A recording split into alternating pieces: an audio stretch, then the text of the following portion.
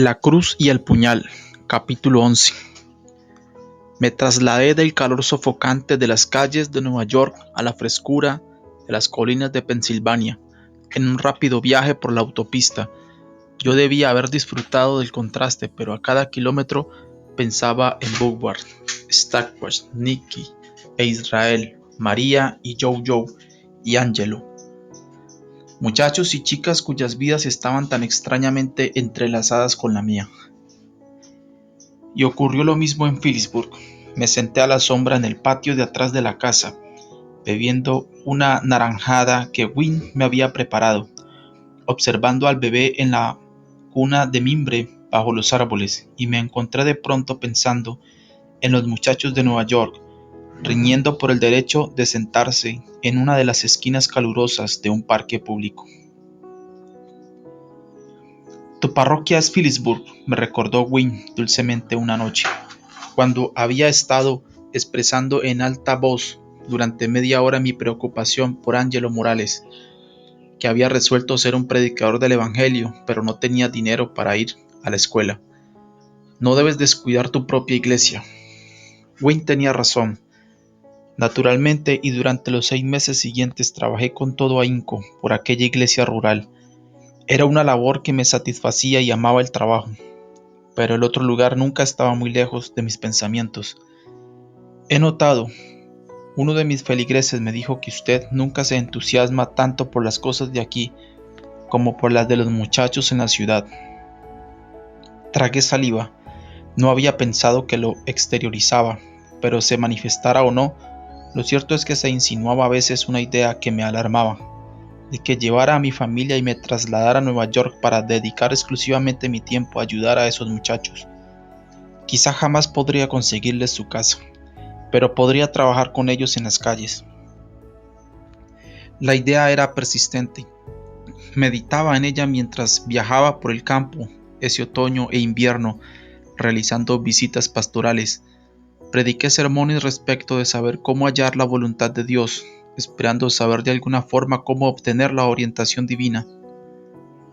Especialmente pensé en esto en cierta colina. Siempre, desde que era niño, he llevado mis más profundas perplejidades a las montañas. Una en particular oyó mis quejas de niño. Old Baldy, el viejo calvo. Una pequeña montaña de cima redondeada ubicada cerca de nuestra casa en Barnesboro, Pensilvania.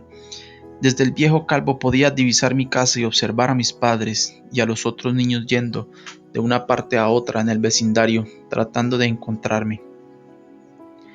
A veces me quedaba allá arriba la mayor parte del día, pensando en los problemas que un niño tenía que vencer.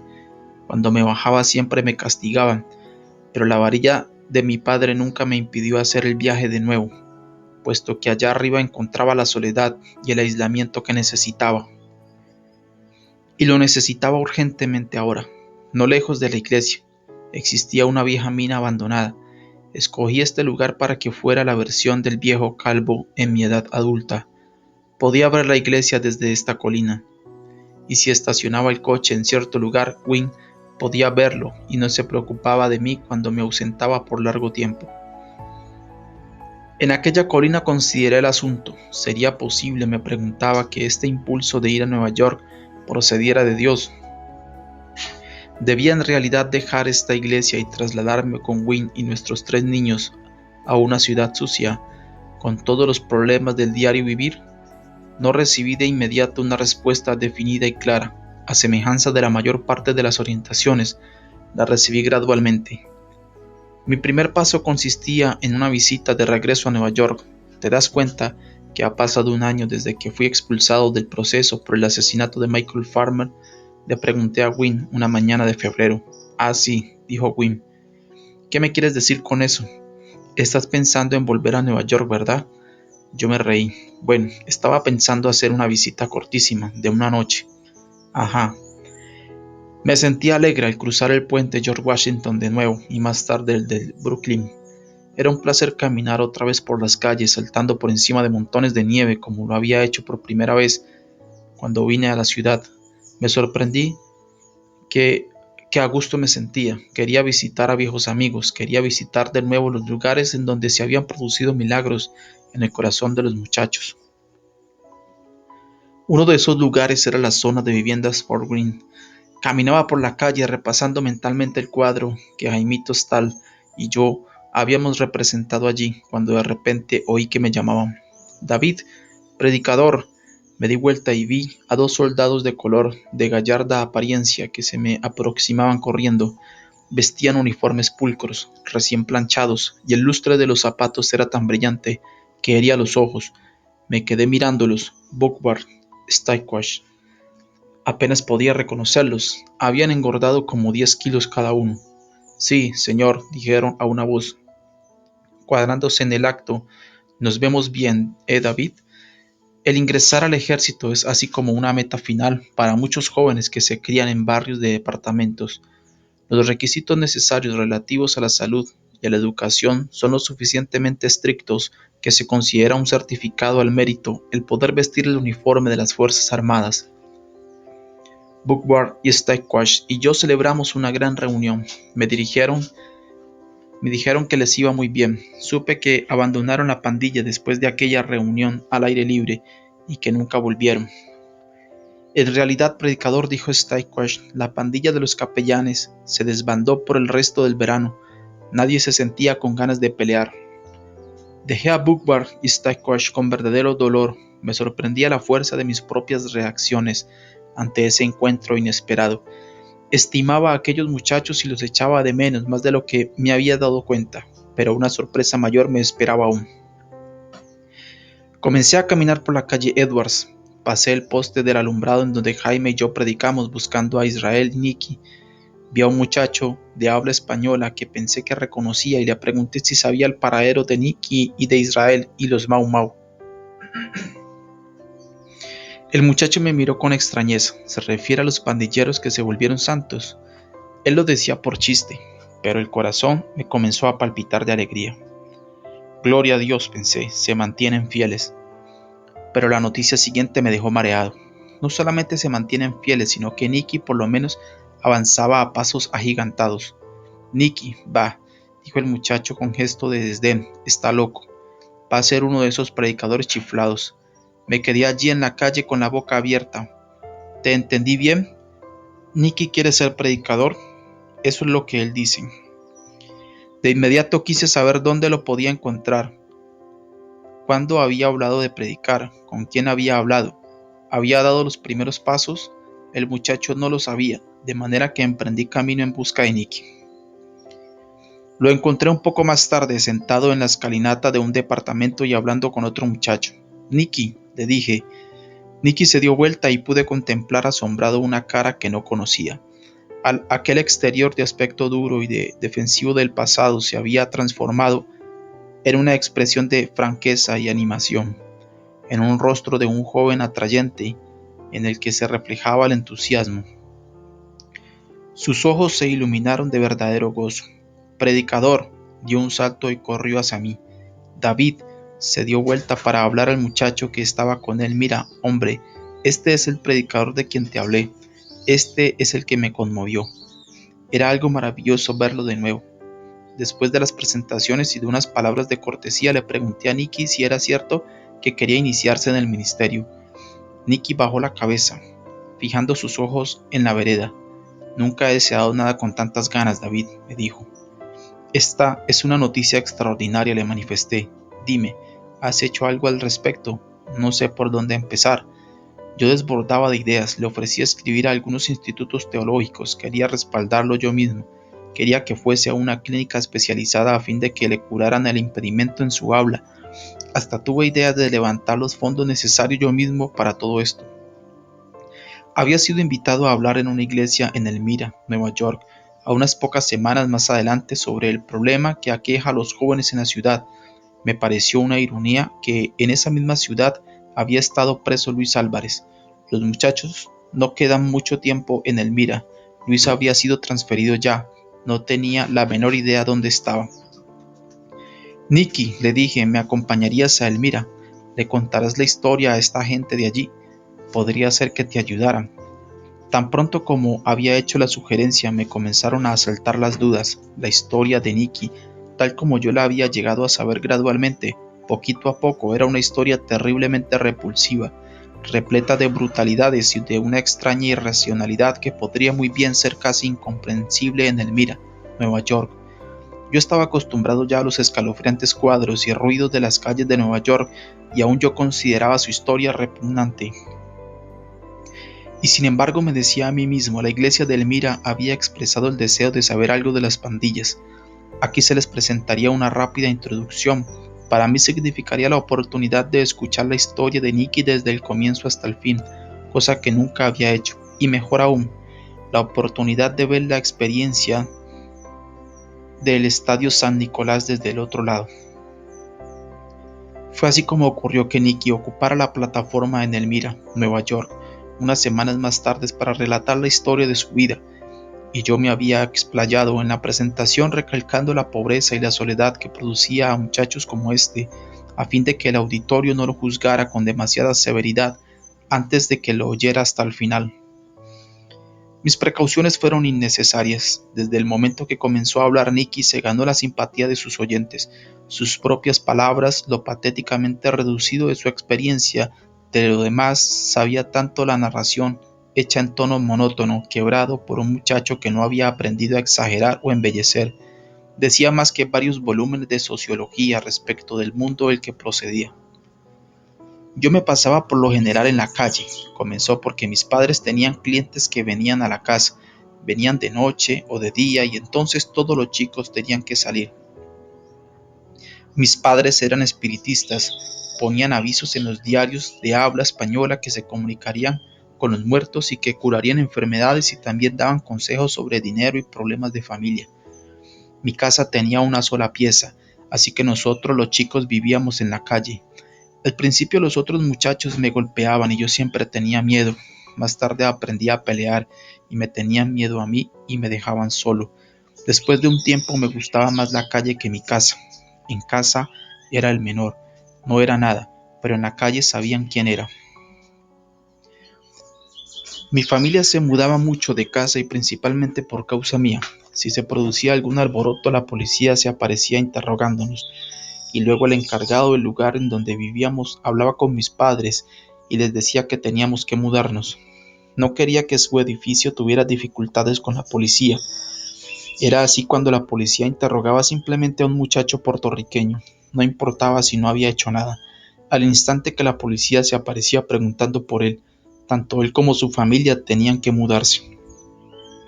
No sabía por qué me portaba así. Había algo en mí que me asustaba, me preocupaba siempre, pero yo no podía evitarlo. Era un sentimiento, así que se apoderaba de mí cuando veía a un lisiado.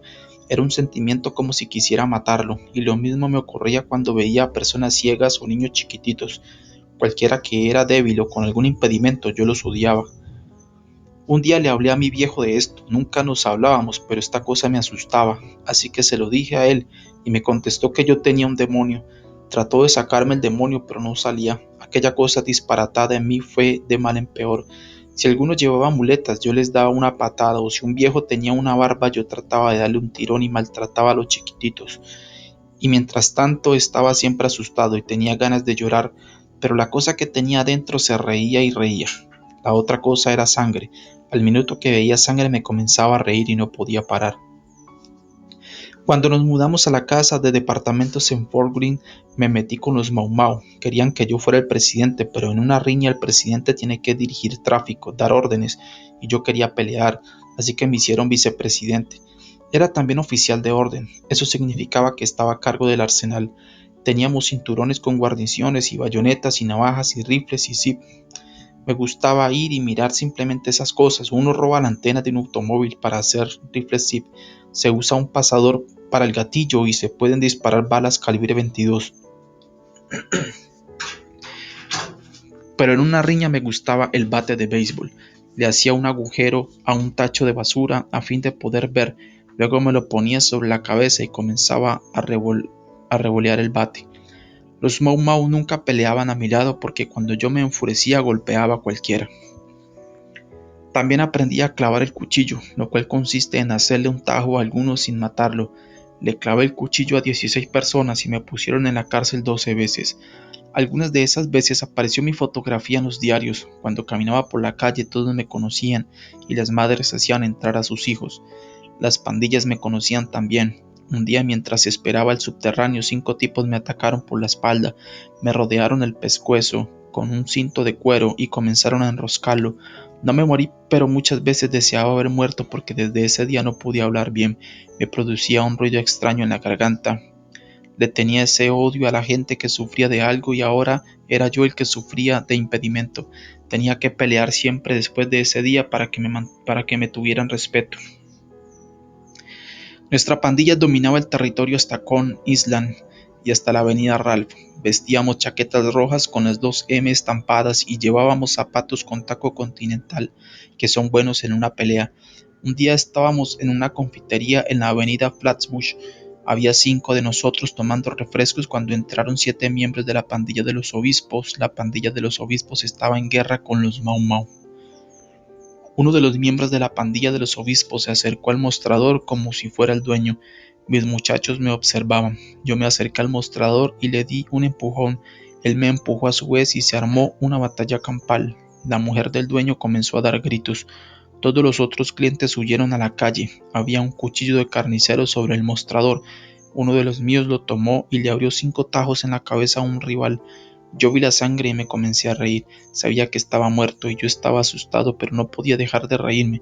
La mujer del dueño empezó a llamar a la policía por teléfono. Otro de mis muchachos tomó el cuchillo de carnicero y se lo clavó en el estómago de la mujer. Luego huimos. Como yo no había tocado el cuchillo, no me pusieron en la cárcel, pero mis padres tuvieron que ir a los tribunales, y creo que fue la primera vez que me miraron. Se asustaron cuando vieron quién era. Decidieron abandonar Nueva York y volverse a Puerto Rico. Mi hermano y yo fuimos al aeropuerto para decirles adiós. De regreso del aeropuerto en su automóvil, él me dio una pistola calibre 32 y me dijo: desde hoy tendrás que arreglártela solo, Nicky. Lo primero que tenía que hacer era encontrar un sitio para dormir. Asalté a un tipo con el arma y le robé $10. Alquilé una habitación en la avenida Myrtle. Tenía 16 años. Es así como viví después, asaltando a tipos por dinero o por algo que empeñar. Durante el día todo iba bien, estaba con la pandilla. Lo que el presidente y yo le decíamos a los otros muchachos que hicieran, hacían. Pero por la noche cuando tenía que volver a la pieza era terrible. Volvía a pensar en los 2 muertos de la confitería, me golpeaba la cabeza contra el suelo para dejar de pensar en ellos. Comencé a despertarme a medianoche llorando por mi madre. Mi madre nunca había hablado conmigo mucho ni nada antes de irse, pero de repente yo sentía como si ella debiera venir y cuidarme. Cumplí 18 años en julio de 1958. Ese mes la pandilla de los dragones del barrio de viviendas del Red Hook dio muerte a uno de los nuestros. Íbamos en el subterráneo para vengarnos. Esa era la ley de las pandillas. Un Mau Mau muere, un dragón muere. Caminábamos por la calle Edwards, rumbo a la estación del subterráneo, cuando vimos un automóvil de policía detenido y varios miembros de la pandilla de los capellanes cerca.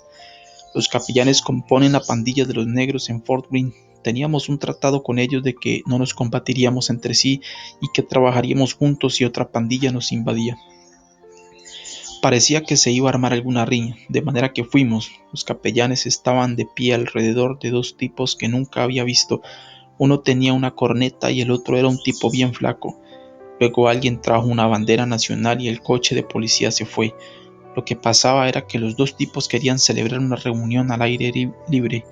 Tan pronto como llegó la bandera, el flaco se subió a una silla, abrió el libro y esto es lo que leyó.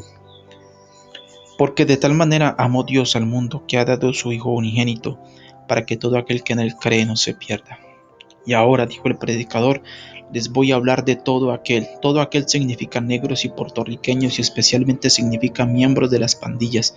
¿Saben ustedes que cuando crucificaron a Jesús crucificaron también a miembros de las pandillas, uno a cada lado de él? Yo no pude aguantar más y dije: vamos muchachos, tenemos un trabajo que hacer. Nadie se movió. Era la primera vez que no me seguían. Luego me asusté y le dirigí al predicador todas las palabras obscenas que me venían a la boca. Él no me prestó atención y siguió hablando por largo tiempo. Y lo que ocurrió después fue que el presidente de los capellanes cayó de rodillas allí mismo en la calle Edwards y comenzó a llorar. El vicepresidente y 2 lugartenientes se hincaron junto a él y todos lloraban. Una cosa que no podía aguantar era llorar. Me puse contento cuando los capellanes se fueron. Pensé que nos iríamos nosotros también. Pero entonces este predicador se le acerca a Israel, que era el presidente de los Mau Mau, y comienza a estrecharle la mano. Yo me imaginé que estaba tratando de deshacer nuestra pandilla y así fue que me acerqué y le di un empujón al predicador. Israel me miró como jamás lo había hecho, así que el predicador se me acerca. Nicky, me dice, yo te amo. Nadie en mi vida me había dicho eso. Yo no sabía qué hacer. Si usted se me acerca, predicador, le dije, lo mato, y estaba dispuesto a hacerlo. Bueno, Israel y el predicador hablaron otro rato, pero al fin él se fue y yo pensé que todo había terminado, solo que nunca fuimos a buscar a los dragones. Pero más tarde este predicador regresó y nos habló de esta gran concentración para las pandillas que iban a realizar en Manhattan y cómo debíamos venir. Quisiéramos ir, predicador, dijo Israel, pero ¿cómo vamos a pasar por el barrio chino? Les voy a mandar un autobús, nos dijo el predicador, así que Israel le dijo que iríamos. Bueno, me dije, yo no voy. Prefería morir antes de ir a esa concentración, pero cuando la pandilla fue, resultó que yo fui con ella. Sentía miedo de no estar con la pandilla. Pensé interrumpirle la reunión al predicador. Cuando llegamos allá había 3 filas de asiento al frente, reservadas para nosotros. Eso me sorprendió algo. El predicador nos había dicho que nos iba a reservar asientos, pero nunca me imaginé que lo haría. Una señora tocaba el órgano y yo les di órdenes a los muchachos que comenzaran a patear en el suelo y gritaran pidiendo acción. Luego una chica salió al escenario y comenzó a cantar. Yo la silbé y todos se rieron. Todo me iba a pedirla de boca y yo me sentía bien. Finalmente salió el predicador y dijo, antes del mensaje de la noche vamos a levantar una ofrenda. Bueno, creía adivinarle las intenciones. Me había estado preguntando toda la noche qué beneficio le iba a sacar de esto, y ahora me daba cuenta que era un mercenario como todos los demás. Voy a pedirle a los miembros de las pandillas mismas que levanten la ofrenda, dijo. Me traerán el dinero pasando por detrás de esa cortina, y luego subirán al escenario y me lo harán a mí.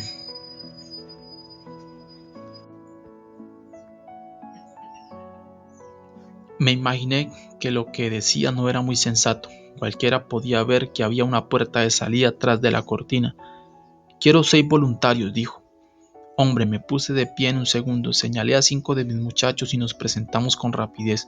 Aquí se me ofrecía la oportunidad de hacerle quedar en ridículo. Me dio envases de cartón. Yo quería comenzar de inmediato, pero nos hizo poner de pie mientras le echaba una larga bendición. Apenas pude contener la risa.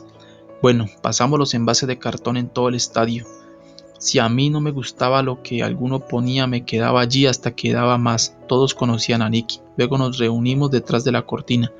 Allí estaba la puerta. Estaba abierta de par en par. Se podían ver las luces de la calle. Y oí que un camión regador pasaba por la calle. Dentro del auditorio algunos estaban riendo. Sabían la treta que les estábamos jugando. Mis muchachos me observaban esperando mi orden para salir a la calle. Y yo me quedé allí plantado. No sabía lo que tenía. Era un sentimiento extraño. De repente supe lo que era. El predicador me había depositado confianza. Eso nunca me había ocurrido en mi vida y allí me quedé, mis muchachos mirándome. Podía oír lo que adentro se estaban burlando de él. Gritaban y golpeaban el piso y él tenía que aguantarlos porque había confiado en mí. Muy bien, muchachos, les dije, vamos a subir al escenario. Me miraron como si hubiese perdido la razón, pero nunca me discutieron. Era una persona con quien los muchachos no discutían. Subimos las gradas y jamás vieron ustedes que un lugar se tranquilizara más pronto. Le dimos los envases de cartón. Aquí tiene el dinero, predicador, le dije. Él tomó el dinero sin sorpresa ni nada, como si hubiese sabido siempre que se lo iba a traer. Bueno, yo regresé a mi asiento y estaba pensando más seriamente que nunca en mi vida. Él comenzó a hablar y todo era sobre el Espíritu Santo. El predicador dijo que el Espíritu Santo podía penetrar dentro de la gente y limpiarla. Dijo que no importaba lo que hubieran hecho las personas, el Espíritu Santo podía hacerlas comenzar como si fueran bebés. Repentinamente me vinieron unas ganas tan terribles de recibir eso que no podía aguantar más. Era como si me viera tal cual era por primera vez. Toda la inmundicia y todo el odio y la asquerosidad, cual fotografías, aparecían ante mis ojos. Ustedes pueden ser diferentes, nos dijo, sus vidas pueden ser cambiadas. Yo quería eso, yo lo necesitaba, pero sabía que no me podía ocurrir a mí. El predicador nos dijo que pasásemos al frente si queríamos ser cambiados, pero yo sabía que era imposible para mí. Luego Israel nos pidió que nos pusiéramos de pie. Yo soy el presidente, nos dijo, y toda esta pandilla va a pasar al frente. Yo fui el primero en llegar al altar. Me arrodillé y dije la primera oración de mi vida. Y era así: querido Dios, soy el pecador más inmundo de Nueva York. Yo no creo que tú me quieras, pero si me quieres soy tuyo. Así como fui malo antes, quiero ser bueno ahora para el Señor Jesús. Más tarde el predicador me dio una Biblia y luego fui a casa preguntándome si el Espíritu Santo estaba realmente dentro de mí y cómo lo sabría. La primera cosa que me ocurrió fue que cuando entré en mi habitación y cerré la puerta no tuve miedo. Sentí como si alguien me acompañaba en el cuarto. No Dios ni nada así, sino como si mi madre estuviese allí conmigo. Tenía 4 cigarrillos de marihuana en el bolsillo, los deshice y los tiré por la ventana. Al día siguiente todos se daban vuelta para mirarme porque se había corrido la voz de que Nicky había aceptado la religión, pero otra cosa ocurrió que me hizo saber que esta religión era la verdad. Los chiquitos siempre huían cuando me veían, pero ese día 2 muchachitos me miraron por un minuto y luego se me acercaron.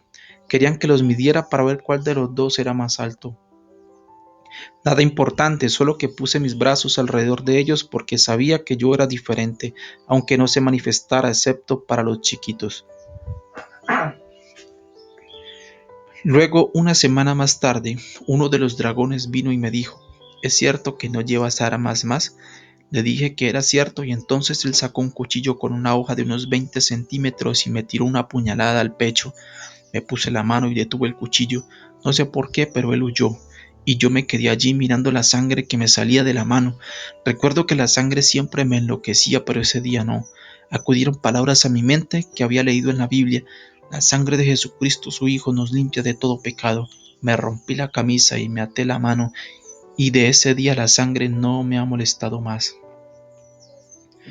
A medida que Nicky hablaba, un silencio envolvía la sala, ese silencio de aliento contenido que invariablemente acompaña a un milagro, puesto que presenciamos un milagro o estábamos oyendo un milagro esa noche en el Mira, y a medida que cada uno de los oyentes captaba el mensaje, lo puntualizaba con ahogados suspiros, demostrando así que estaba consciente de que el milagro se producía.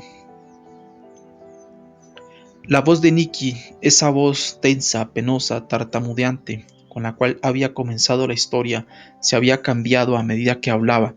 Gradualmente las palabras salían con más facilidad, los sonidos eran más claros, hasta que hablaba con la claridad y facilidad que cualquiera en la sala podía hacerlo, solo que ahora Nicky mismo lo había comprendido.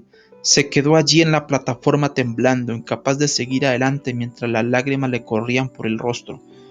Nunca supe lo que había provocado ese impedimento en el habla, ya se tratara de una lesión de carácter físico provocada por aquel estrangulamiento o si era lo que los doctores califican de mal histérico. Nicky naturalmente ni había soñado siquiera con ver un médico. Solo sé que desde esa noche su voz quedó sana. Esa noche también se levantó una ofrenda en el Mira que le dio la oportunidad a Nicky de comenzar un largo y extraordinario viaje.